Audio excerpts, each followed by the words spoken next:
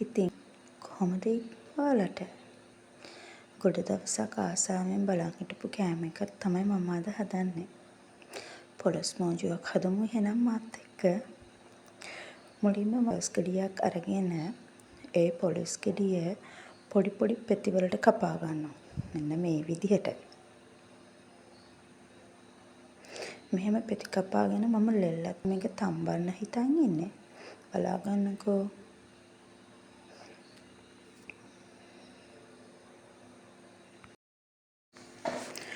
කපාගත්ත පොලොස් කෑලි ටික මේ වචනයකට අහුර ගන්න ඕනේ.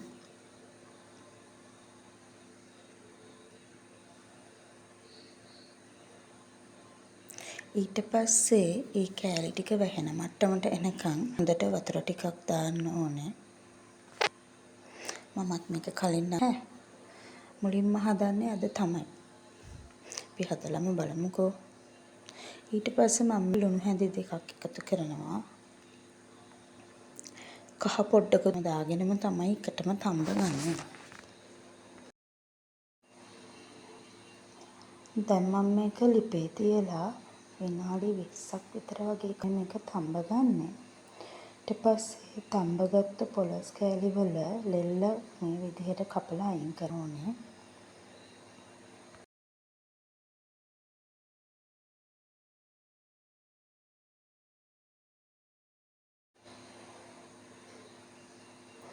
පොලොස් මේ වගේ පොඩියට කපන්න ඕනේ. ගොඩක් ලොකුවට කපන්න ගන්න එපා.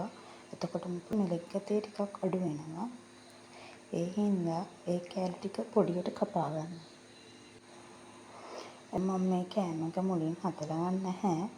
පළවෙනි පාරට අද තමයි මම මේක හදන්නේ. මම මේක හදන්න හරිම ආසාවෙන් ගොඩ දවසක් බලාගෙන හිටියා. ඒ වුණාට ඉතින් කොහෙද කෑමක් හදන්නවත් මට වෙලාවක් නැහැ. ශරීර සෞඛ්‍ය හොඳකමක් තිබ්බෙත් නැහැනේ. දැන් තමයි ටික අහලා ඉන්නේ.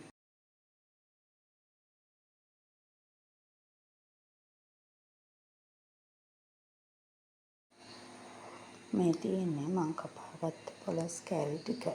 ඔනේ තඹගත්ත පොලොසුයි රතු ලුණු ටිකකුයි අමු මිරිස් ටිකකුයි මම මේකට කෑලි ටිකකුත් එකතු කරනවා. ඊට පස්සේ සුදු ලුණු බික් කිහිපයකට මේ ටික තමයි යාළුවනේ පොලොස් මෝජුව හදන්න ඕන වෙන්නේ. ඊට පස්සේ මම තෙල් එක තියලා තෙල් එකට මම මුලින්ම දැම්මේ අමු මිරිස්. අමු මිරිස් කපන්න නැතුව තමයි දැම්මේ. ඔයාලා මේක පුපුරනකම් ඉන්නේ නැතුව තෙල් එකට දාලා ඉක්මනින්ම ගන්න. එතකොට තෙල් හැමතැනම විසික් වෙන්නේ.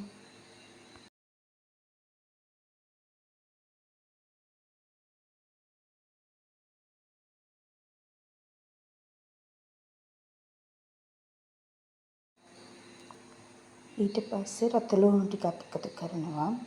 රතු ලුණු නම් චුට් මේක බෙදෙන්න අරින්න ඕනේ. තෙලෙන් හොඳට මේක බෙදුනාන් පස්සේ තමයි විනාඩියෙන් ඒක හොඳට තැම්බෙන්නේ. එහෙමයි කියලා කර වෙනකම් මන් තියන් ඉන්නේ.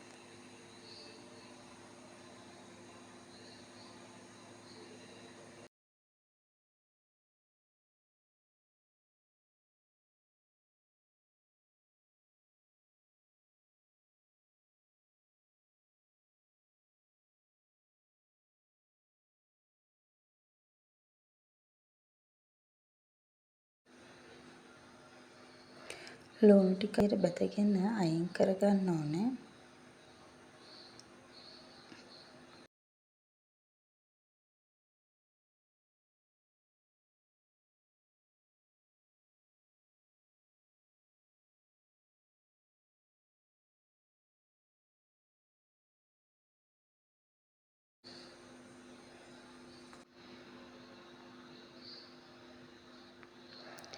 ඊට පස්සේ මම මේකට එකතු කරගන්න උණු ටික සුදු ලුණු නම් ටිකක් රන්වන් පාට වෙනකම්ම බෙද ගන්න ඕනේ.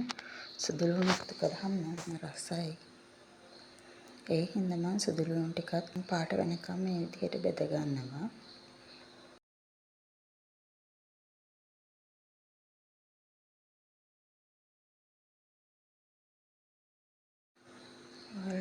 මම ඊට පස්සේ සුදු ලුණු ටිකත් අයින් කරගන්නවා.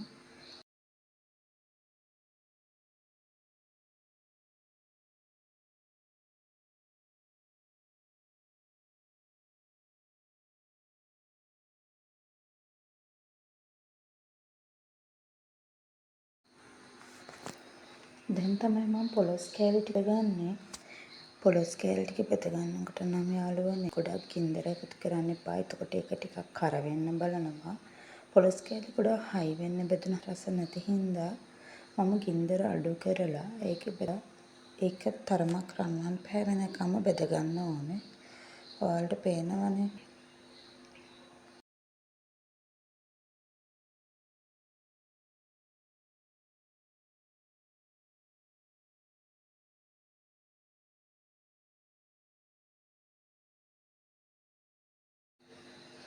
දැන් ඉතින් ඔක බෙදගෙන ඉවර වුණාම මම නාන්ස්ටික් භාජනයක් අරගෙන ඒකට විනාගිරි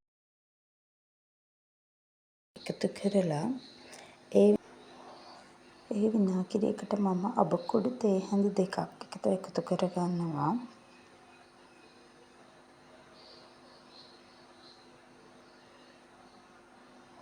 ඊට පස්සේ ගම්බිරිස් කුඩුත් තේ හැඳි දෙකක් විතර එකතු කරගන්නවා. මොකද මේක ටිකක් සැරට එන්නේ ගම්බිරිස් විතර හින්දා ටිකක් අඩුපුර දාගත්තා. ඒක ඔයාලා කැමති විදියට දාගන්න.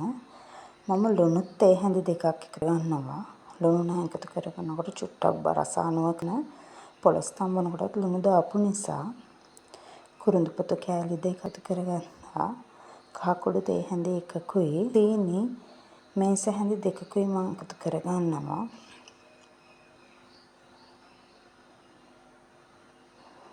ඊට පස්සේ මේ ටික ඔක්කොම පොඩ්ඩක් ටික් වෙනකම්ම කම් කරගන්න ඕනේ. එතකොට තමයි මේකේ රසය ඔයාලට ඕන නම් මේකේ ලුණු රස චුට්ටක් බලන්න පුළුවන්.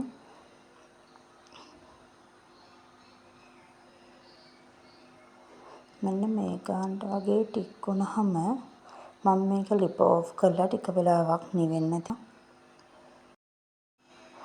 මුලින්ම මම බැදගත්ත පොලොස් කෑලි ටික මේකට එකතු කරනවා.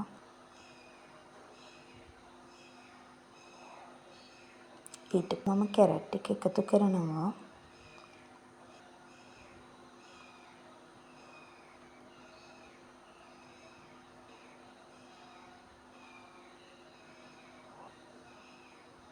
ඊට පස්සේ මම බැදගත්ත අමු මිරිස් ටිකයි රතු ලුණු ටික එකතු කරනවා.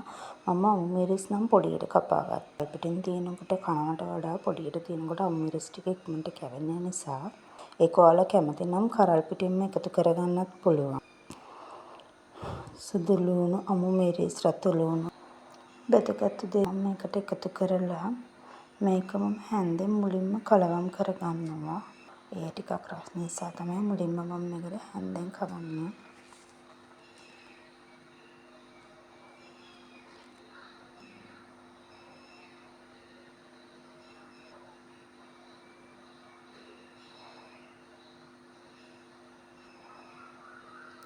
ඊට පස්සේ මම මේක ලිපේ අරගෙන මේ ටික මම හොඳින් අර අපි හදාගත්තු පහේ ටික හොඳින් කලවම් වෙන්න අතින් මේක කරනවා.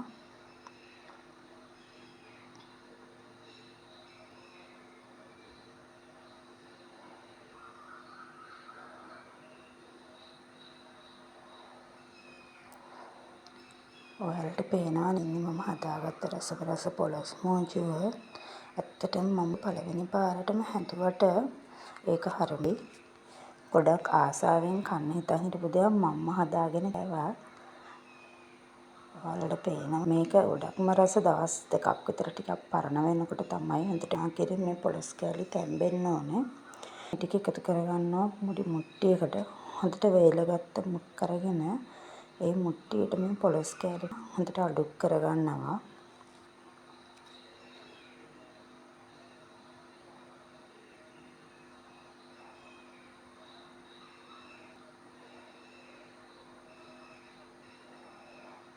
ඇත්තටම මේ පොලොස් මෝජුවත් එක්ක බත් කන්න නම් මාරම රසයි. මට හිතෙනවා මේකත් එක්කත් රසට තියේවි කියලා. මං හිතන් ඉන්නේ මේ පාර අවුරුද්දට පොලොස් මෝජු චුට්ටක් හදලා අවුරුදු කෑම බෙලා බලන්න.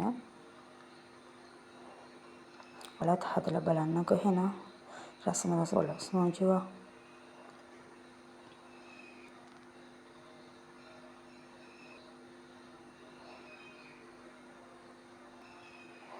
ඔයාලගේ අදහසත් මට එහෙනම් මම මේක හැදුවේ පළවෙනි පාරටනේ. මගේ අතින් වෙච්ච වැඩේ ඇතිනේ. මාව තාම සබ්ස්ක්‍රයිබ් කරන්නකෝ. ආයි දවසක එහෙනම් වීඩියෝ එකකින් ආයි ඔයාලව හම්බෙන්න එන්නම්. සුබ දවසක්.